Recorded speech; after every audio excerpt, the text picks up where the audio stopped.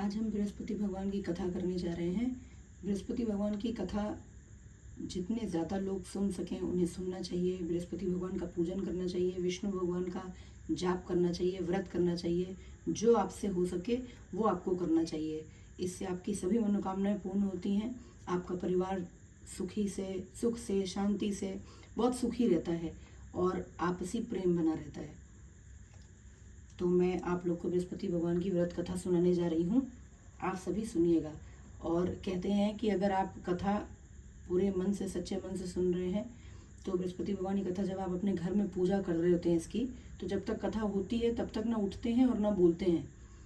तो इसीलिए जब आप कथा करें घर में तो ऐसे इन नियमों का पालन ज़रूर करें। बृहस्पति भगवान की व्रत कथा। बृहस्पतिवार के दिन जो भी स्त्री पुरुष व्रत करे उसको चाहिए कि वह एक दिन में एक ही समय भोजन करें, क्योंकि बृहस्पतिश्वर भगवान का इस दिन पूजन होता है। भोजन पीले चने की दाल आदि का करें, परंतु नमक नहीं खावें और पीले वस्त्र पहने, पीले ही फलों का प्रयोग करें, पीले चंदन से पूजन करें। पूजन के बाद प्रेम पूर्वक गुरु महाराज की कथा सुननी चाहिए। इस व्रत को करने से मन की इच्छाएं पूरी होती हैं और बृहस्पति महाराज प्रसन्न होते हैं। धन, पुत्र, विद्या तथा मनवांछित फलों की प्राप्ति होती है। परिवार को सुख तथा शांति मिलती है। इसीलिए यह व्रत सर्वश्रेष्ठ और अति फलदायक सब स्त्री व पुरुषों के लिए है। इस व्रत में केले का पूजन करना चाहिए। कथा और पूजन के समय मन, कर्म, वचन से शुद्ध होकर जो इच्छा हो बृहस्पति देव से प्रार्थना करनी चाहिए। उसकी इच्छाओं को बृहस्पति देव अवश्य पूर्ण करते हैं, ऐसा मन में दृढ़ विश्वास रखना चाहिए। एक समय की बात है कि भारतवर्ष में एक नृपति राज्य करता था। वह बड़ा ही प्रतापी और दानी था। वह नित्य प्रतिदिन मंदिर में दर्शन करने जाता था। वह ब्राह्मण और गुरु की सेवा भी किया करता था। उसके दरवाजे से कोई भी निराश होकर नहीं लौटता था। वह प्रत्येक गुरुवार को व्रत रखता एवं पूजन करता था। हर एक दिन गरीबों की सहायता करता था, परंतु यह सब बातें उसकी रानी को अच्छी नहीं लगती थीं। वह न व्रत करती और न किसी को एक भी दमड़ी दान में देती थी तथा राजा से भी ऐसा करने को मना किया करती थी। एक समय की बात है कि राजा तो शिकार खेलने वन को गए हुए थे। घर पर रानी और दासी थीं। उस समय गुरु बृहस्पति देव एक साधु का रूप धारण कर राजा के दरवाजे पर भिक्षा मांगने गए तथा भिक्षा मांगी तो रानी कहने लगी, हे साधु महाराज, मैं इस दान और पुण्य से तो तंग आ गई हूँ। मेरे से तो घर का ही कार्य समाप्त नहीं होता। इस कार्य के लिए तो मेरे पति देव ही बहुत हैं। अब आप एक प्रकार की कृपा करें कि यह सब धन नष्ट हो जावे तथा मैं आराम से रह सकूं। साधु बोले, हे देवी, तुम तो बड़ी विचित्र हो। संतान और धन से कोई दुखी नहीं होता, इसको सभी चाहते हैं। पापी भी पुत्र और धन की इच्छा करता है। अगर आपके पास धन अधिक है तो भूखे मनुष्यों को भोजन कराओ, प्राणु लगाओ, ब्राह्मणों को दान दो, धर्मशाला बनवाओ, कुआं, तालाब, बावड़ी, बाग, बगीचों आदि के निर्माण कराओ, निर्धन मनुष्यों की कुंवारी कन्याओं का विवाह कराओ और अनेकों यज्ञादि धर्म करो। इस प्रकार के कर्मों से आपके कुल और आपका नाम परलोक में सार्थक होगा एवं स्वर्ग की प्राप्ति होगी। मगर वह रानी इन बातों से खुश न हुई। वह बोली, हे साधु महाराज, मुझे ऐसे धन की भी आवश्यकता नहीं जिसको और मनुष्यों को दान दूं तथा जिसको रखने उठाने में ही मेरा सारा समय बर्बाद हो जावे। साधु ने कहा, हे देवी, तुम्हारी ऐसी इच्छा है तो ऐसा ही होगा। मैं तुम्हें बताता हूँ, तुम वैसा ही करना। बृहस्पतिवार के दिन घर को गोबर से लीपना, अपने केशों को धोना, केशों को धोते समय स्नान करना, राजा से कहना कि वह हजामत करवाएं, भोजन में मांस मदिरा खाना, कपड़ा धोबी के यहाँ धुलने डालना। इस प्रकार 7 बृहस्पतिवार करने से तुम्हारा समस्त धन संपत्ति नष्ट हो जाएगा। ऐसा कहकर वह साधु महाराज वहां से अंतर ध्यान हो गए। रानी ने साधु के कहने के अनुसार वैसा ही किया। 3 बृहस्पतिवार ही बीते थे कि उसका समस्त धन संपत्ति नष्ट हो गया और भोजन के लिए भी दोनों समय तरसने लगे, सांसारिक भोगों से दुखी रहने लगे। तब वो राजा रानी से कहने लगा कि रानी, तुम यहाँ पर रहो, मैं दूसरे देश को जाऊं, क्योंकि यहाँ मुझे सभी मनुष्य जानते हैं, इसीलिए कोई कार्य भी नहीं कर सकता। देश चोरी परदेश भीख बराबर है। ऐसा कहकर राजा परदेश चला गया। वहां जंगल को जाता और लकड़ी काट कर लाता और शहर में बेचता। इस तरह जीवन व्यतीत करने लगा। इधर राजा के घर रानी और दासी दुखी रहने लगी। किसी दिन जल मिलता, किसी दिन भोजन मिलता और किसी दिन जल पीकर ही रह जाती। एक समय रानी और दासी को 7 दिन बिना भोजन के व्यतीत हो गए तो रानी ने अपनी दासी से कहा कि यहाँ पास ही के नगर में मेरी बहन रहती है, वह बड़ी धनवान है, तू उसके पास जा और वहां से 5 सेर बेझर मांग कर ले आ, जिससे कुछ समय के लिए गुजर हो जाएगी। इस प्रकार रानी की आज्ञा मानकर दासी उसकी बहन के पास गई और रानी की बहन उस समय पूजन कर रही थी, क्योंकि उस दिन बृहस्पतिवार का दिन था।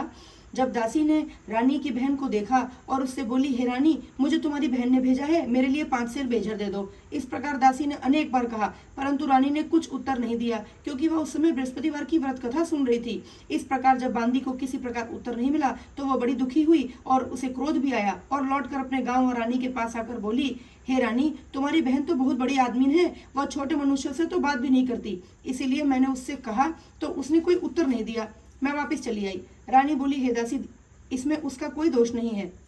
जब बुरे दिन आते हैं तब कोई सहारा नहीं देता, अच्छे बुरे का पता विपत्ति में ही लगता है, जो ईश्वर की इच्छा होगी वही होगा, वह सब हमारे भाग्य का दोष है। इधर उस रानी ने देखा कि मेरी बहन की दासी आई थी, परंतु मैं उससे कुछ बोली नहीं, इससे वह बड़ी दुखी हुई होगी। यह सोच कथा को सुन और विष्णु भगवान का पूजन समाप्त कर रानी अपनी बहन के घर चल दी और वहां जाकर अपनी बहन से कहने लगी कि हे बहन, मैं बृहस्पतिवार का व्रत कर रही थी, जब तक तुम्हारी दासी आई, परंतु जब तक कथा होती है तब तक न उठते हैं और न बोलते हैं, इसलिए मैं न बोली। कहो दासी क्यों गई थी? रानी बोली, बहन, हमारे अनाज नहीं था, वैसे तुमसे कोई बात छिपी नहीं है, इस कारण मैंने दासी को तुम्हारे पास 5 सेर बेजर लेने के लिए भेजी थी।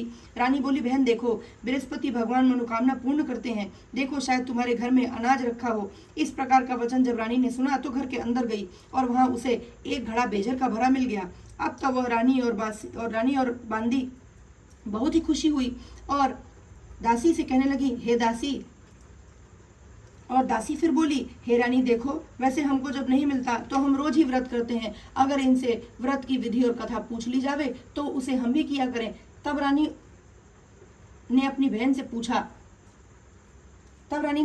पूछा कि हे बहन, बृहस्पतिवार के व्रत की कथा कैसे है तथा वह व्रत कैसे करना चाहिए? रानी की बहन ने कहा, गुरुवार के व्रत में चना की दाल मुनक्का से विष्णु भगवान का केले की जड़ में पूजन करें तथा दीपक जलावें, पीला भोजन करें, कहानी सुने। इस प्रकार करने से गुरु भगवान प्रसन्न होते हैं, अन्न पुत्र धन देते हैं, मनोकामना पूर्ण करते हैं। इस प्रकार रानी और दासी ने दोनों ने निश्चय किया कि बृहस्पति देव भगवान का पूजन जरूर करेंगे। 7 दिन बाद जब बृहस्पतिवार आया तो उन्होंने व्रत रखा, घुड़साल में जाकर चना गुड़ बीन लाई तथा उसकी दाल से केले की जड़ तथा विष्णु भगवान का पूजन किया। अब भोजन पीला कहाँ से आवे? बेचारी बड़ी दुखी हुई, परंतु उन्होंने व्रत किया था, इसलिए गुरु भगवान बहुत प्रसन्न थे। 2 थालों में सुंदर पीला भोजन लेकर आए और दासी को देकर बोले, हे दासी, यह तुम्हारे और रानी के लिए भोजन है, तुम दोनों करना। दासी भोजन पाकर बड़ी प्रसन्न हुई और रानी से बोली, चलो रानी जी भोजन कर लो।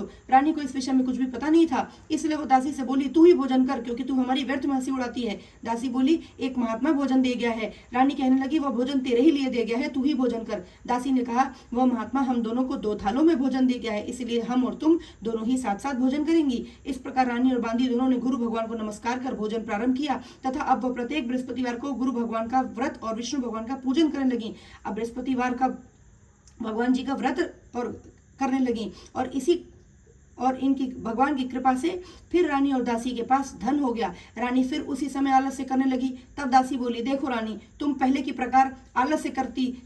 इसी प्रकार आलस्य करती थी, तुम्हें धन के रखने में कष्ट होता था, इस कारण सभी धन नष्ट हो गया। अब गुरु भगवान की कृपा से धन मिला है तो फिर तुम्हें आलस्य होता है। बड़ी मुसीबतों के बाद हमने यह सब धन पाया है, इसलिए हमें दान पुण्य करना चाहिए तथा भूखे मनुष्यों को भोजन करवाओ, प्याऊ लगवाओ, ब्राह्मणों को दान दो, कुआं तालाब बावड़ी आदि का निर्माण करवाओ, मंदिर पाठशाला बनवाओ, दान दो, कुंवारी कन्याओं का विवाह करवाओ, धन को शुभ कार्यों में खर्च करो, जिससे तुम्हारे कुल का यश बढ़े तथा स्वर्ग प्राप्त हो और पितृ प्रसन्न होवें।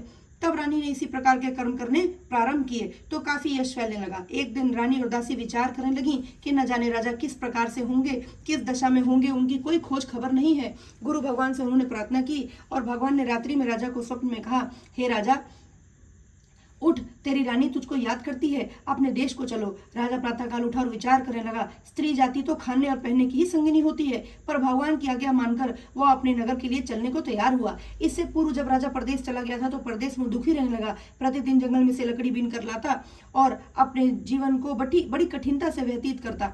एक दिन राजा दुखी हो अपनी पुरानी बातों को याद करके रोने लगा। तब उस जंगल में से बृहस्पति देव एक साधु का रूप धारण कर प्रकट हो गए और राजा के पास आकर बोले, अरे लकड़हारे, तुम इस सुनसान जंगल में किस चिंता में बैठे हो, मुझको बतलाओ। यह सुन राजा के नेत्रों में जल भर आया और साधु को वंदना कर बोला, हे प्रभु, आप सब कुछ जानने वाले हो। इतना कहकर साधु को अपनी संपूर्ण कहानी बतला दी। महात्मा दयालु होते हैं। उससे बोले, हे राजा, तुम्हारी स्त्री ने बृहस्पति देव का अपराध किया था, जिस कारण तुम्हारी यह दशा हुई। अब तुम किसी प्रकार की चिंता मत करो, भगवान तुम्हें पहले से अधिक धनवान बनाएगा। देखो तुम्हारी स्त्री ने गुरु भगवान का व्रत प्रारंभ कर दिया है और तुम भी मेरा कहा मानकर बृहस्पतिवार को व्रत करके चने की दाल गुड़ जल को लोटे में डालकर केले की जड़ का पूजन करो, केला का पूजन करो, फिर कथा कहो और सुनो, भगवान तेरी सब मनोकामनाओं को पूर्ण करेगा। साधु को प्रसन्न देखकर राजा बोला, हे प्रभु, मुझे लकड़ी बेचकर इतना पैसा नहीं मिलता जिससे भोजन करने के उपरांत कुछ बचा सकूं। मैंने रात्रि में अपनी रानी को व्याकुल देखा है, मेरे पास कुछ भी नहीं जिससे मैं उसकी खबर मंगा सकूं, और फिर मैं कौन सी कहानी कहूं यह मुझको कुछ भी मालूम नहीं है। साधु ने कहा, हे राजा, तुम किसी बात की चिंता मत करो। बृहस्पतिवार के दिन तुम रोजाना की तरह लकड़ियां लेकर शहर को जाओ, तुमको रोज से दुगुना धन प्राप्त होगा, जिससे तुम भली भांति भोजन भी कर लोगे तथा बृहस्पति देव की पूजा का सामान भी आ जाएगा। और बृहस्पतिवार की कहानी निम्न प्रकार से है। प्राचीन काल में एक ब्राह्मण था, वह बहुत ही निर्धन था, उसके कोई भी संतान नहीं थी। उसकी स्त्री बहुत मलिनता के साथ रहती थी, वह न स्नान करती न किसी देवता का पूजन करती। वह प्रातःकाल उठते ही सर्वप्रथम भोजन करती, बाद में कोई अन्य कार्य करती थी। इससे ब्राह्मण देवता बड़े दुखी थे, बेचारे बहुत कुछ कहते थे किंतु उसका कोई परिणाम न निकला। भगवान की कृपा से ब्राह्मण की स्त्री के कन्या रूपी रत्न पैदा हुआ और वह कन्या अपने पिता के घर में ही बड़ी होने लगी। वह बालिका प्रातः स्नान करके विष्णु भगवान का जाप करने लगी, बृहस्पतिवार को व्रत करने लगी, अपने पूजन को समाप्त कर स्कूल जाती तो अपनी मुट्ठी में जौ भर कर ले जाती और पाठशाला के मार्ग में डालती जाती। तब ये जौ स्वर्ण के हो जाते तो लौटते समय उनको बीन कर घर को ले आती थी। एक दिन वह बालिका सूप में सोने के जौ को फटक कर साफ कर रही थी कि उसकी माँ की दृष्टि उस पर पड़ी और उसने कहा, हे बेटी, सोने के जौ को फटकने के लिए तो सोने का सूप होना चाहिए। दूसरे दिन गुरुवार था। इस कन्या ने व्रत रखा और बृहस्पति देव से प्रार्थना करके कहा, हे प्रभु, मैंने आपकी पूजा सच्चे मन से की हो तो मेरे लिए सोने का सूप दे दो। बृहस्पति देव ने उसकी प्रार्थना स्वीकार कर ली और रोजाना की तरह वह कन्या जौ फैलाती हुई जाने लगी। जब लौटकर जौ बीन रही थी तो बृहस्पति देव की कृपा से सोने का सूप मिला। उसे वह घर ले आई और उससे जौ साफ कर रही थी, परंतु उसकी माँ का ढंग वही रहा। एक दिन की बात है कि वह कन्या सोने के सूप में जौ को साफ कर रही थी। उस समय शहर का राजपुत्र वहां से होकर निकला। इस कन्या के रूप और कार्य को देखकर मोहित हो गया तथा अपने घर आकर भोजन आदि त्याग कर उदास होकर लेट गया। राजा को जब इस बात का पता लगा तो अपने प्रधानमंत्रियों के साथ उसके पास गए और बोले, हे बेटा, तुम्हें किस बात का कष्ट है? किसी ने अपमान किया है अथवा कोई और कारण है सो कहो, मैं वही कार्य करूंगा जिससे तुम्हें प्रसन्नता हो। अपने पिता की राजकुमार ने बातें सुनी तो बोला, हे पिताजी, मुझे आपकी कृपा से किसी बात का कोई दुख नहीं है। किसी ने मेरा अपमान नहीं किया है, परंतु मैं उस लड़की के साथ विवाह करना चाहता हूँ जो सोने के सूप में जौ को फटक कर साफ कर रही थी। यह सुन राजा आश्चर्य में पड़ गया और बोला, हे बेटा, इस तरह की कन्या का पता तुम ही लगाओ, मैं उसके साथ तुम्हारा विवाह अवश्य ही करवा दूंगा। राजकुमार ने उस लड़की के घर का पता बतलाया। तब मंत्री के साथ उस लड़की के घर गए और ब्राह्मण देवता को सभी हाल बतलाया। ब्राह्मण देवता राजकुमार के साथ अपनी कन्या का विवाह कराने के लिए तैयार हो गए तथा विधि विधान के अनुसार ब्राह्मण की कन्या का विवाह राजकुमार के साथ संपन्न हो गया।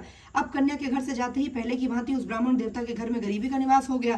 तब अब भोजन के लिए भी अन्न बड़ी मुश्किल से मिलता था। एक दिन दुखी होकर ब्राह्मण देवता अपनी पुत्री के पास गए और बेटी ने पिता की दुखी अवस्था को देखा और माँ का हाल पूछा। तब ब्राह्मण देवता ने सभी हाल कह दिया।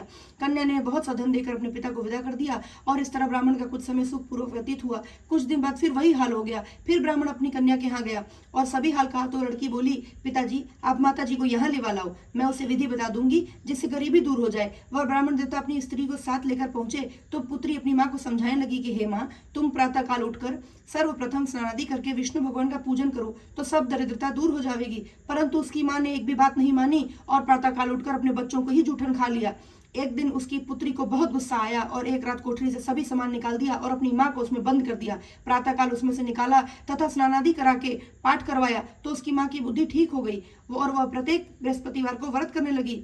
इस व्रत के प्रभाव से उसकी माँ भी बहुत ही धनवान तथा पुत्रवती हो गई और बृहस्पति जी के प्रभाव से स्वर्ग को प्राप्त हुई तथा वह ब्राह्मण भी सुखपूर्वक इस लोक के सुख भोग कर स्वर्ग को प्राप्त हुए। इस तरह कहानी कहकर साधु देवता वहां से लोप हो गए। धीरे धीरे समय व्यतीत होने पर फिर बृहस्पतिवार का दिन आया। राजा जंगल से लकड़ी काटकर किसी शहर में बेचने गया। उसे और दिन से अधिक पैसा मिला। राजा ने चना गुड़ आदि लाकर गुरुवार का व्रत किया। उस दिन से उसके सभी क्लेश दूर हुए। परंतु जब अगला गुरुवार का दिन आया तो बृहस्पतिवार का व्रत करना भूल गया। इस कारण बृहस्पति भगवान नाराज हो गए।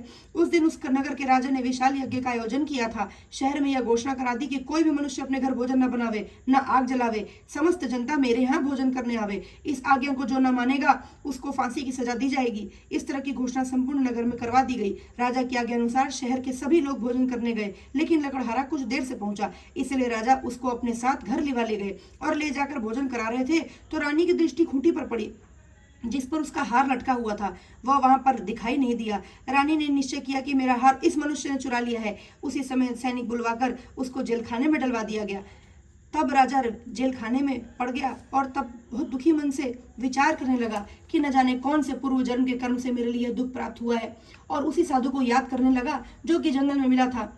उसी समय तत्काल बृहस्पति देव साधु के रूप में प्रकट हो गए और उसकी दशा को देखकर कहने लगे, अरे मूर्ख, तूने बृहस्पति देवता की कथा नहीं करी, इस कारण तुझे यह दुख प्राप्त हुआ है। अब चिंता मत कर, बृहस्पतिवार के दिन जेल खाने के दरवाजे पर 4 पैसे पड़े मिलेंगे, उनसे तू बृहस्पतिवार की पूजा करना, तेरे सभी कष्ट दूर हो जाएंगे। बृहस्पतिवार के दिन उसे 4 पैसे मिले। राजा ने कथा कही। उसी रात्रि को बृहस्पति देव ने उस नगर के राजा को स्वप्न में कहा, हे राजा, तुमने जिस आदमी को जेल खाने में बंद कर दिया है वो निर्दोष है, वह राजा है, उसे छोड़ देना। रानी का हार उसी खुटी पर लटका हुआ है, अगर तू ऐसा नहीं करेगा तो मैं तेरे राज्य को नष्ट कर दूंगा। इस तरह के रात्रि स्वप्न को देख राजा प्रातः काल उठा और खूंटी पर हार देखकर लकड़हारे को बुलाकर क्षमा मांगी तथा उस राजा को योग्य सुंदर वस्त्र आभूषण देकर विदा किया और गुरुदेव की आज्ञा अनुसार राजा अपने राज्य को चल दिया। राजा जब नगर के निकट पहुंचा तो उसे बड़ा ही आश्चर्य हुआ। नगर में पहले से अधिक बाग, तालाब और कुआं तथा बहुत से धर्मशाला, मंदिर आदि बन गई हैं। राजा ने पूछा कि यह किसका बाग और धर्मशाला है? तब नगर के सब लोग कहने लगे, यह सब रानी और दासी के हैं। तो राजा को आश्चर्य हुआ और गुस्सा भी आया, और रानी ने यह जब खबर सुनी कि राजा आ रहे हैं तो उसने दासी से कहा, हे दासी, देख राजा हमको कितनी बुरी हालत में छोड़ गए थे, वह हमारी ऐसी हालत देखकर कहीं लौट न जाए, इसलिए तू दरवाजे पर खड़ी हो जा। आज्ञा अनुसार दासी दरवाजे पर खड़ी हो गई और राजा आए तो उन्हें अपने साथ लिवा लाई। तब राजा ने क्रोध करके अपनी तलवार निकाली और पूछने लगे, यह बताओ कि यह धन तुम्हें कैसे प्राप्त हुआ है? तब उन्होंने कहा, हमें यह धन बृहस्पति देव के इस व्रत के प्रभाव से प्राप्त हुआ है। राजा ने निश्चय किया कि 7 दिन बाद तो सभी बृहस्पति देव का पूजन करते हैं, परंतु मैं रोजाना दिन में 3 बार कहानी कहा करूंगा तथा रोज व्रत किया करूंगा। अब हर समय राजा के दुपट्टे में चने की दाल बंधी रहती तथा दिन में 3 बार कहानी कहता। एक दिन राजा ने विचार किया कि चलो अपनी बहन के यहाँ हो हमें। इस तरह निश्चय कर राजा घोड़े पर सवार हो अपनी बहन के यहाँ चलने लगा। मार्ग में उसने देखा कि कुछ आदमी एक मुर्दे को लिए जा रहे हैं। उन्होंने रोक कर राजा कहने लगा, अरे भाई, मेरी बृहस्पति देव की कहानी सुन लो। वे बोले, लो, हमारा तो आदमी मर गया है, इसे अपनी कथा की पड़ी है। परंतु कुछ आदमी बोले, अच्छा कहो, हम तुम्हारी कथा भी सुनेंगे। राजा ने दाल निकाली और जब कथा आदि हुई कि मुर्दा हिलने लग गया, और जब कथा समाप्त हुई तो राम राम करके वह मनुष्य खड़ा हो गया। राजा आगे बढ़ा। आगे मार्ग में उसे एक किसान खेत में हल चलाता मिला। राजा ने उसे देखा और उससे बोला, अरे भैया, तुम मेरी बृहस्पतिवार की कथा सुन लो। किसान बोला, जब तक मैं तेरी कथा सुनूंगा तब तक 4 हरैया जोत लूंगा, जा अपनी कथा किसी और को सुनाना।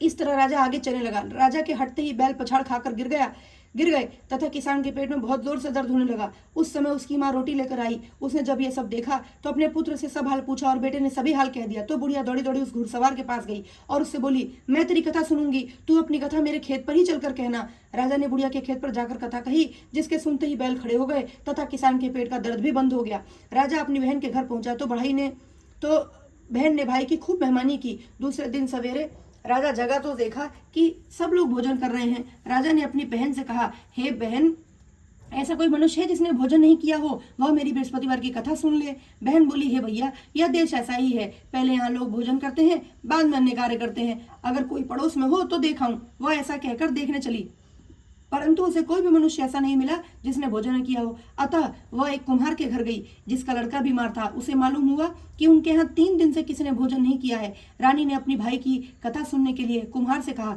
वह तैयार हो गया। राजा ने जाकर बृहस्पतिवार की कथा कही, जिसको सुनकर उसका लड़का ठीक हो गया। अब तो राजा की प्रशंसा होने लगी। एक दिन राजा ने अपनी बहन से कहा कि हे बहन, हम अपने घर को जाएंगे, तुम भी तैयार हो जाओ।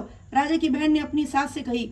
सास बोली, हाँ चली जा, परंतु अपने लड़कों को मत ले जाना, क्योंकि तेरे भाई की कोई औलाद नहीं होती है। बहन ने अपने भैया से कहा, हे भैया, मैं तो चलूंगी, लेकिन कोई बालक नहीं जाएगा। राजा बोला, जब कोई बालक ही नहीं चलेगा तब तुम ही क्या करोगी? बड़े दुखी मन से राजा अपने नगर को लौट आया। राजा ने अपनी रानी से कहा, हम निर्वंशी राजा हैं, हमारा मुंह देखने का धर्म नहीं है, और कुछ भोजन आदि नहीं किया। रानी बोली, हे प्रभु, बृहस्पति देव ने हमें सब कुछ दिया है, वे हमें औलाद अवश्य देंगे। उसी रात को बृहस्पति देव ने राजा को स्वप्न में कहा, हे राजा, उठ, सभी सोच को त्याग दे, तेरी रानी गर्भ से है। राजा को यह बात सुनकर बहुत ही खुशी हुई। 9वें महीने में उसके गर्भ से एक सुंदर पुत्र पैदा हुआ। तब राजा बोला, हे रानी, स्त्री बिना भोजन के रह सकती है, बिना कहे नहीं रह सकती। जब मेरी बहन आवे तो तुम मुझसे कुछ कहना मत। रानी ने सुनकर हाँ कर दिया। जब राजा की बहन ये शुभ समाचार सुनकर वह बहुत खुश हुई तथा बधाई लेकर अपने भाई के यहाँ आई। तभी रानी ने कहा, घोड़ा चढ़कर तो नहीं आई, गधा चढ़ी आई। राजा की बहन बोली, भाभी मैं इस प्रकार न कहती तो तुम्हें औलाद कैसे मिलती।